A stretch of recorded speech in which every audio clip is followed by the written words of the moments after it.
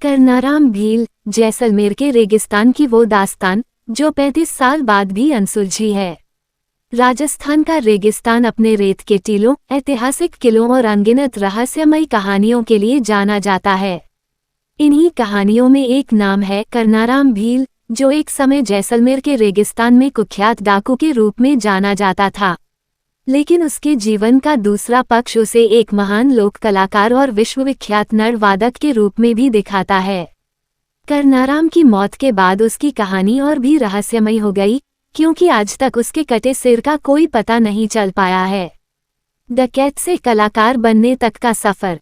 करनाराम भील का जन्म एक सामान्य परिवार में हुआ था। युवा अवस्था में उसने जैसलमेर और बाड़मेर के रेगिस्तानी इलाकों में डकैत के रूप में अपनी पहचान बनाई। उसका नाम सुनते ही लोग डर से कांप जाते थे, लेकिन उसका जीवन तब बदल गया जब उसने अफगानिस्तान की एक युवती लाली को दिल दे दिया। लाली को नरवादन बेहद पसंद था और उसे प्रभावित करने के लिए करनाराम ने नरवादन सीखा। देखते ही देखते वह जैसलमेर का सबसे प्रसिद्ध नरवादक बन गया। उसकी कला इतनी प्रभावशाली थी कि उसने तत्कालीन राष्ट्रपति ज्ञानी जैल सिंह के सामने नरवादन कर अपनी सजा माफ करवाई। Guinness book of world record में नाम दर्ज। करनाराम भील अपनी अनोखी मूंछों के लिए भी प्रसिद्ध था। उसकी मूंछों की लंबाई 8 फीट थी, जिसके लिए उसका नाम Guinness book of world records में दर्ज किया गया। जैसलमेर में हर साल उसकी याद में मूंछ प्रतियोगिता आयोजित की जाती है, जो उसकी विरासत को जीवित रखती है। खून से लिखी गई कहानी, सिर कटने का रहस्य। 2 अक्टूबर 1988 का दिन करनाराम के जीवन का सबसे काला दिन साबित हुआ। वो अपनी ऊंटगाड़ी पर पशुओं के लिए चारा लेने निकला था। सोनार किले के पास छिपे हुए 4 हमलावरों ने अचानक उस पर हमला कर दिया। करनाराम का सिर धड़ से अलग कर दिया गया और हत्यारे उसका सिर लेकर फरार हो गए।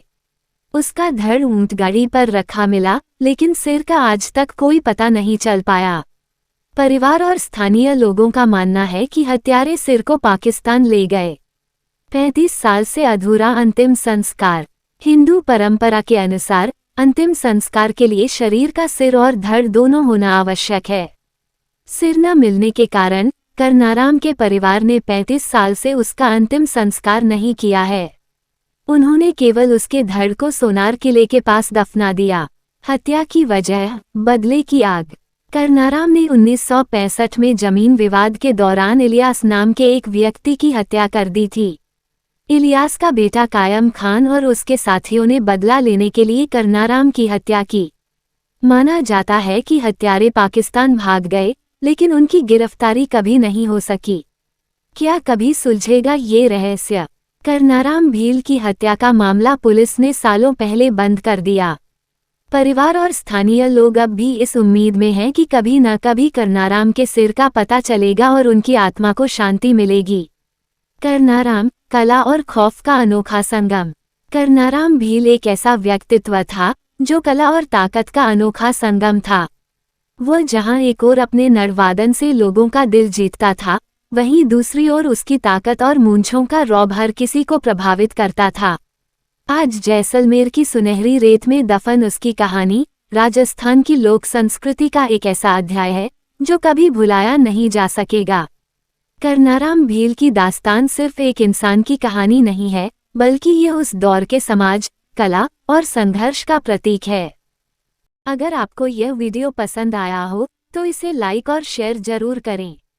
हमारे चैनल को सब्सक्राइब करना न भूलें ताकि आप आगे भी ऐसे ही रोचक वीडियो देख सकें। धन्यवाद।